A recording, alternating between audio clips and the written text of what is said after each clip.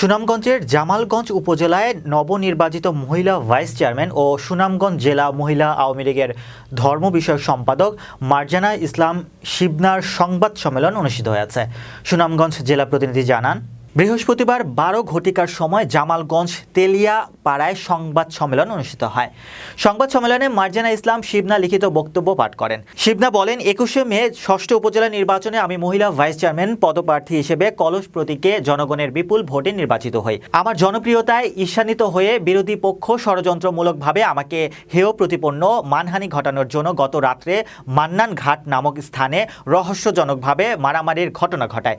এ ব্যাপারে কিছু ব্যক্তি আমার নামে সামাজিক যোগাযোগ মাধ্যমে অপপ্রচার চালাচ্ছে। আমি এই ঘটনার তীব্র নিন্দা ও প্রতিবাদ জানাই। আপনাদের স্বপ্ন ও প্রত্যাশা পূরণের ন্যায়সঙ্গত সকল কাজে আপনাদের পাশে থাকব। আমি আপনাদের সহযোগিতা চাই। মাধ্যমে অপপ্রচার চালাচ্ছে। আমি এই ঘটনার তীব্র নিন্দা এবং প্রতিবাদ জানাচ্ছি।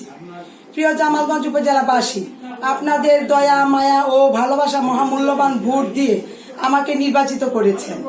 আপনাদের স্বপ্ন ও প্রত্যাশা পূরণের ন্যায় সঙ্গত সকল কাজে আপনাদের পাশে আমি ছিলাম, আছি এবং থাকব। আমি আপনাদের সহযোগিতা চাই।